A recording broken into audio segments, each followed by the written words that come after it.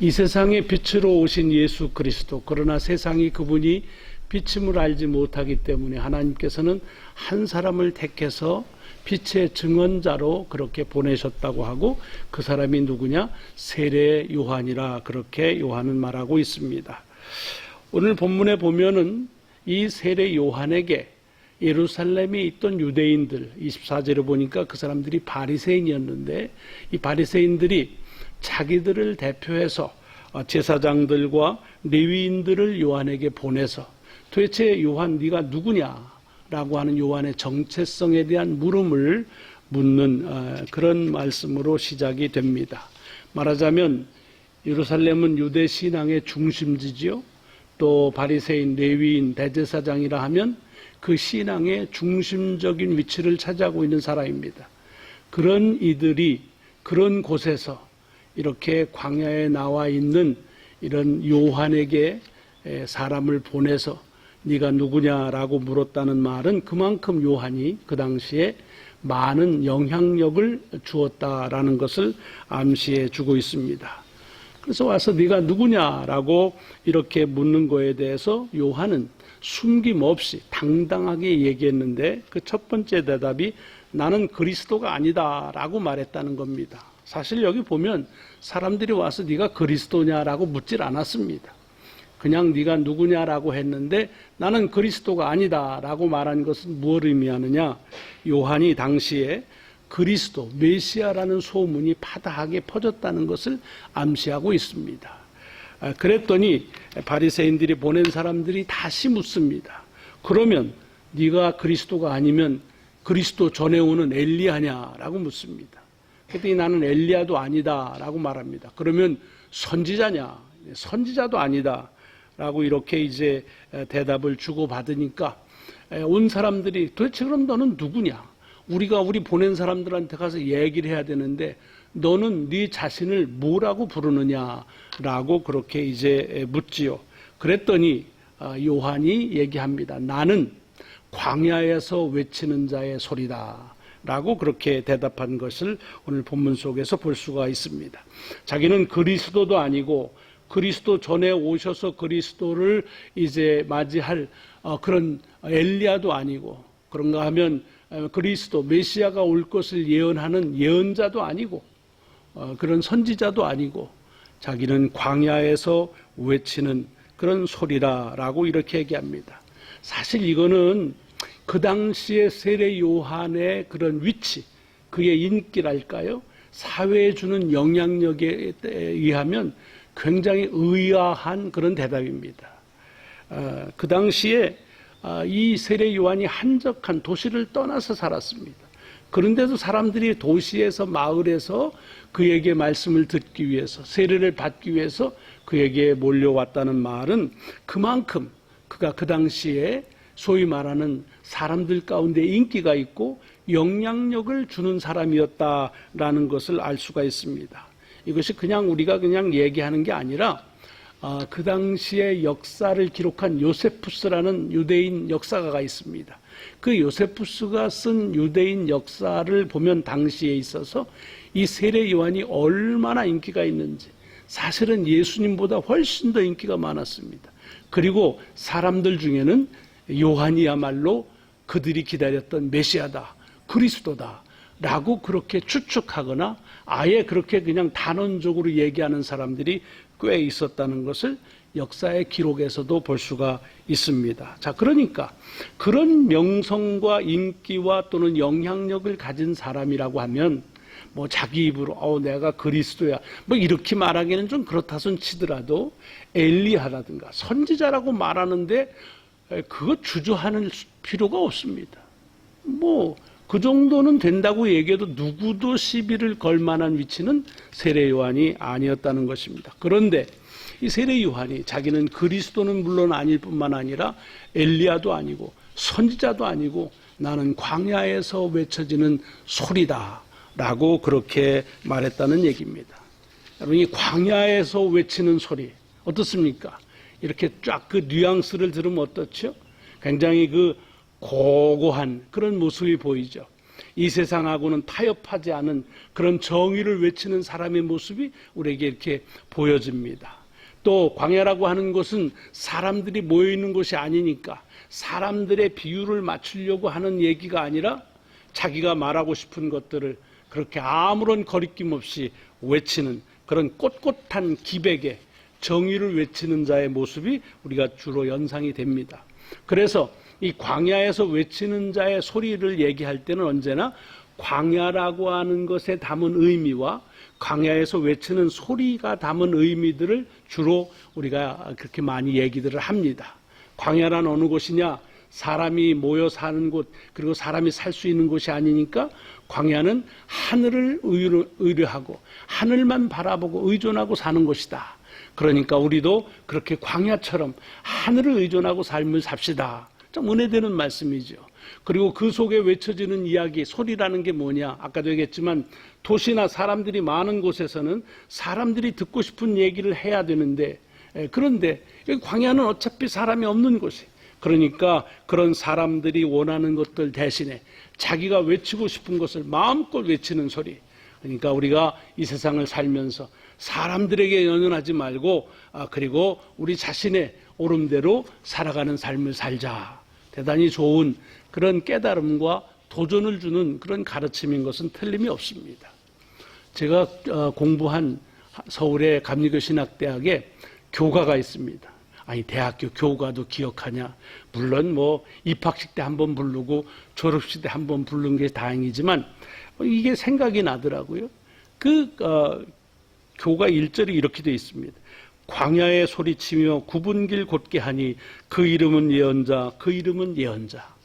부름받은 젊은이들 그 몸들여 단련하는 감리교 신학대학. 빛나거라 그 전통, 뭐 자라거라 그 자손, 이렇게 되는 거예요.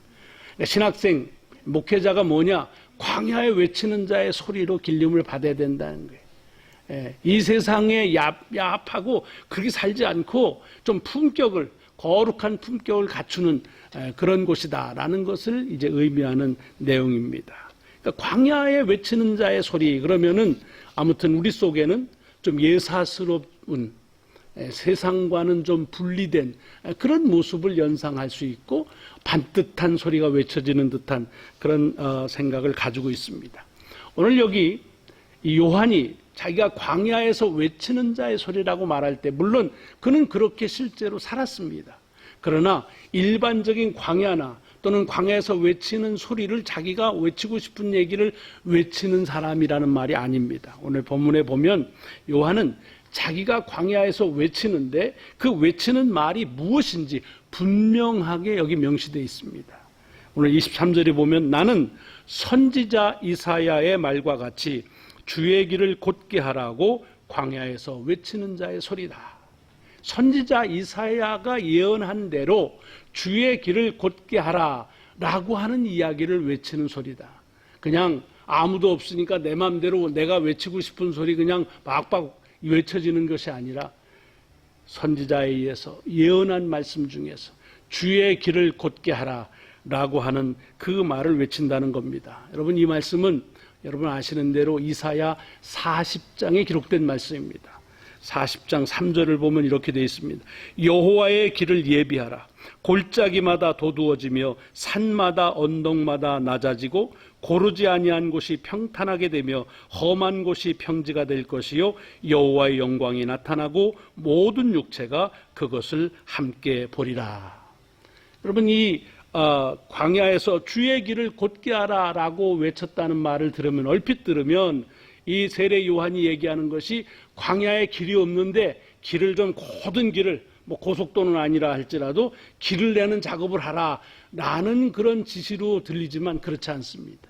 여기 오늘 본문에 보면 시제가 이미 하나님께서 광야에 길을 곧게 내셨다는 겁니다.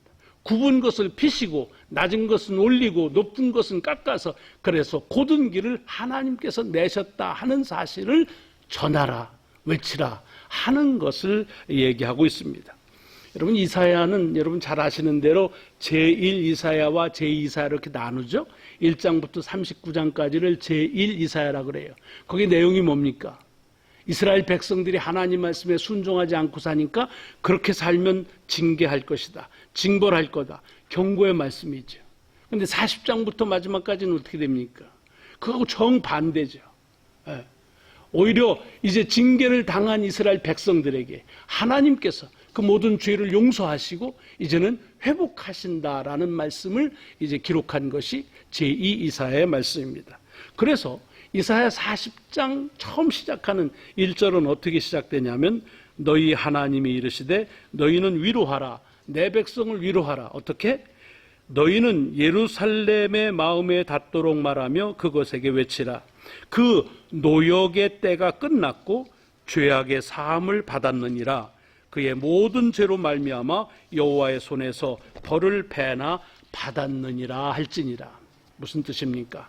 이제 하나님의 징계는 끝났고 용서함을 받아서 하나님이 다시 이스라엘 백성들을 구원하셨다 하는 것으로 제2 이사야의 외침은 시작이 되는 겁니다. 다시 말하면 이제 장차 하나님이 그 어려움 가운데서 너희들을 구해 줄 것이다 라는 미래를 얘기하는 것이 아니라 이미 하나님의 구원의 역사는 이루어져서 다 용서했고 너희들은 회복된다라는 그런 현재 진행 완료형의 말씀으로 우리에게 주십니다. 자, 그런데 왜 이 메시지를 광야에서 전하라고 하느냐 하는 겁니다. 그 메시지가 중요한데 그러면 예루살렘에 가서 전해야지 사람 없는 광야에서 왜 전하느냐 우리가 이렇게 반문할 수 있어요. 그러나 이 광야에서 전한다는 말 가운데 대단히 깊은 의미가 있습니다. 그것은 뭐냐? 여러분 지금 이 광야는 어느 광야냐 하면 이스라엘 백성들이 바벨론으로 포로로 잡혀가서 나라를 잃어버려 하나님의 징계를 받아서 70년을 살지요.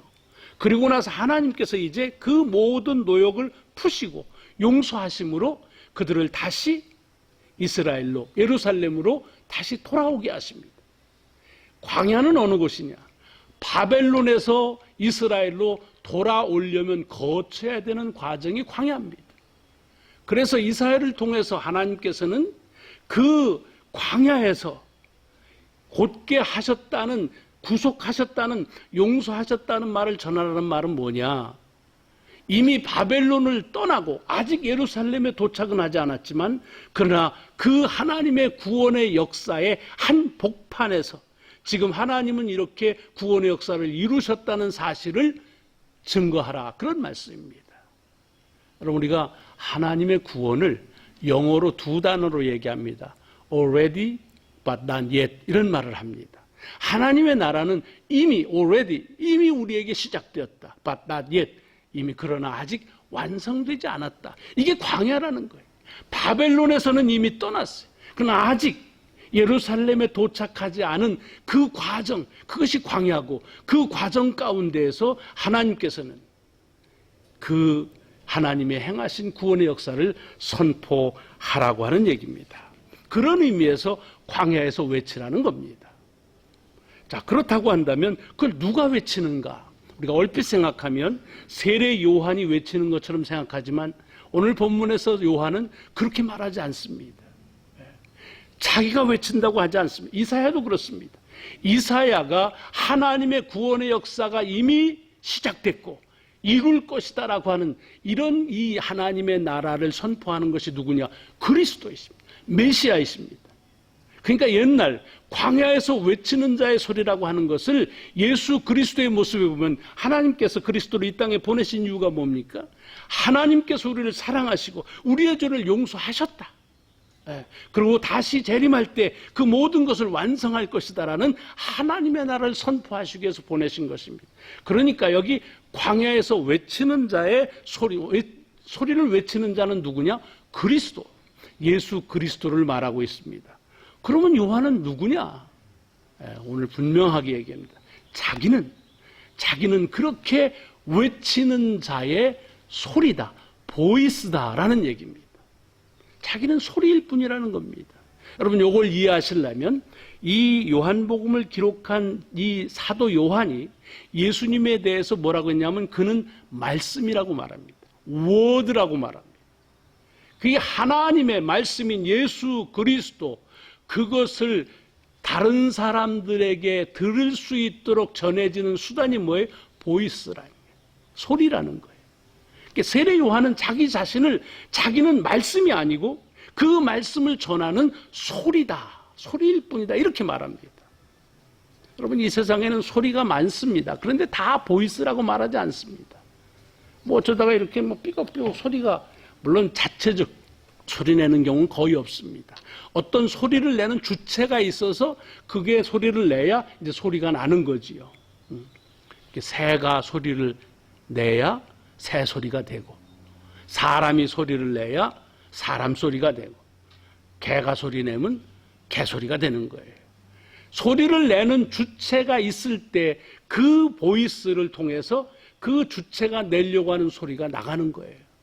그러나 그 소리 자체가 어떤 그 의미를 갖지 않습니다. 다만 그 소리의 의미, 소리의 가치는 어디 있느냐 하면 그 소리를 전하려고 하는 사람이 전하는 말에 있다고 하는 겁니다. 제가 예를 들면 오늘 설교를 이렇게 해봅시다. 그러면 저 양반이 지금 더위를 먹었나, 아니면 코로나에 걸려가지고 정신이 없나, 뭔 소린지 모르는 거예요. 근데 왜 이 강단의 권위가 있습니까? 그것은 지금 울려 퍼지는 내 목소리가 아니라 내 목소리를 통해서 나오는 하나님의 말씀의 권위 때문에, 그래서 우리는 이 소리가 권위가 있다라고 그렇게 말하는 것입니다. 세례 요한이 지금 이 얘기를 하고 있는 거예요. 나는 말씀이 아니다. 말씀은 주님이시다. 그리고 그 주님은 오셔서 하나님께서 우리 인류를 사랑하시고 우리의 죄를 용서하시고 구속하셨다. 우리를 다시 구원하셨다. 라고 하는 말씀으로 오셨는데, 나는 다만 그 말씀을 전하는 자의 소리일 뿐이다. 소리일 뿐이다. 여러분, 오늘 이 본문 속에서 우리가 챙겨야 될 귀한 가르침이 있습니다. 이 요한은 자기를 가리켜 광야에서 외치는 자의 소리라고 말할 때 전제되는 것은 그 소리를 통해서 외쳐지는 그 말씀 자체는 예수 그리스도이시다. 그것은 하나님의 구원이시다라고 하는 얘기입니다. 소리 자체는 광야에서 외치든 도시에도 외치든 아무 의미가 없습니다. 오오오 뭐 이렇게 하는 걸 광야에서 한다고 소리가 좋고 뭐 도시에서 한다고 의미가 살아나지 않습니다. 어디서 외쳐지느냐보다 더 중요한 것은 그 소리가 무슨 말을 전하고 있느냐에 따라서 소리의 가치는 판결되고 있다는 말입니다. 자, 오늘 본문 속에서 그러므로 우리가 이 말씀 속에서 많은 가르침이 있지만 챙겨야 될 것은, 세례 요한은 자기는 말씀이 아니고 자기는 그저 그 말씀을 전하는 수단일 뿐이다. 그러므로 그 말씀이 없다고 한다면 이 소리는 아무것도 아니다. 아무 의미가 없다. 헛소리가 되고 만다. 라고 하는 자기 자신에 대한 이야기를 지금 말하고 있다고 하는 얘기입니다. 참 귀한 고백인 것은, 여러분, 요한이든 뭐 우리든 다 마찬가지인데, 우리가 인생을 살면서 무엇을 위한 수단으로 살길 원하는 사람 많지 않습니다. 그래도 내가 삶의 존재 이유가 있고 내가 삶의 목적이 돼야지, 그래야 그것을 자주적으로 그리고 주체적으로 생활에 살아가는 거지, 무엇의 수단으로 방법으로 그렇게 살아간다는 것은 그렇게 바람직한 인간상이라고 오늘 이 시대는 말하지 않습니다. 그런데 그러다 보니까 어떻게 됩니까? 우리가 하나님을 믿는 신앙생활조차도, 하나님을 예배하는 예배조차도 그 예배의 대상인 하나님을 예배한다는 목적보다는 그것을 통해서 내가 얻으려고 하는 하나의 수단으로 삼을 때가 많습니다. 여러분, 소리가 말에 의해서 가치가 중요하지만 소리 자체가 그것 때문에 자기가 굉장히 중요하다고 생각하면 오해입니다. 마찬가지입니다. 예배를 드리면서도 우리의 모든 것이 하나님의 예배를 받으시고 그리고 그 예배를 통해서 축복하시는 하나님의 예배의 주체가 되고, 우리는 그 예배의 드림의 한 수단이 된다고 하는 것을 해야 그게 바른 예배자인데, 자꾸만 요즘에는 예배를 드리는 우리 예배자들이 주체가 되고 그리고 예배를 받으시는 하나님이 대상이 되어버릴 경우가 참 많이 있는 것은 우리들에게 경고를 해야 돼, 경종을 울려야 될 말씀이라고 생각합니다. 오늘이 Father's Day죠. 예. 오늘 뭐 Father's Day는 주일하고 별 상관이 없습니다. 그냥 6월 셋째 주 주일을 Father's Day라 이렇게 정했지요. 네. 그런데 우리는 이날을 아버지 주일이라고 칭하고 예배를 드립니다. 어떤 의미가 있습니까? 만약에 우리의 육신의 아버지가 우리에게 주신 은혜와 사랑을 감사하는 날이라면 굳이 주일일 필요도 없고 굳이 거기에 예배를 아버지 주일로서 예배 드릴 필요가 없습니다. 왜? 그럼 그냥 하면 되는 거예요. 예배하고 아무 상관이 없습니다. 그런데 굳이 왜 우리가 이 Father's Day를 아버지 주일이라고 지키느냐? 그것은 다른 것이 아닙니다. 우리 육신의 아버지들을 통해서 받은 사랑이 하나님 아버지의 사랑을 경험할 수 있는 그런 통로이기 때문에 그렇습니다. 아버지의 은혜, 사랑을 통해서 나를 돌보시는, 내가 아무것도 아닐 때 나를 위해서 희생하신 그 아버지의 사랑을 기억하면서 그것이 수단이 돼서, 그것이 통로가 돼서 하나님 아버지 앞에 감사를 드리는 것, 그것이 오늘 이 날을 아버지의 주일이라고 지키는 이유인 것입니다. 그래서 자기 자신은 말씀이 아니라 다만 말씀을 전하는 소리일 뿐이라고 한 요한의 고백이 참으로 귀합니다. 나는 광야에서 외치는 자의 소리다. 여러분, 우리가 삶을 살아가면서 삶의 목적이 무엇인지를 구분하고, 그리고 삶의 수단과 방법은 무엇인지를 구분할 수 있어야 바른 삶을 살아갈 수 있습니다. 목적이 수단이 되고 수단이 목적이 되면 아무리 열심히 해서 이뤄도 그것이 훗날 우리에게 아무 의미가 없다고 탄식하는 것으로 끝나기가 쉽습니다. 나는 광야에서 외치는 자의 소리다. 내 삶에 가장 중요한 것은, 내 삶이 중요한 것은 내가 외쳐지는 내 말씀인 예수 그리스도 때문이라는 요한의 고백이 저와 여러분의 고백이 되시기를 주의 이름으로 축원합니다. 기도하시겠습니다. 하나님 감사합니다. 오늘 아버지 날을 아버지 주일로 지키는 귀한 의도를 다시 일러주시오니 감사합니다. 나는 말이 아니요 말씀이 아니요 그저 그 말씀이 전해지는 소리일 뿐이라는 세례 요한의 이 겸비한 고백이, 이 목적과 수단을 분명하게 구분하는 이 고백이 우리들에게도 오늘 이 예배를 통해서 다시 확고해질 수 있도록 인도하여 주옵소서. 인생을 살아가면서 목적을 목적으로 바라볼 수 있게 하시고 수단을 수단으로 알게 하여 주시어서 행여라도 그것이 바뀌어 하나님 헛된 삶을 허송하는 세월을 보내지 않도록 인도하여 주옵소서. 우리 구주 예수 그리스도의 이름으로 감사하오며 간절히 기도드리옵나이다. 아멘. 아멘.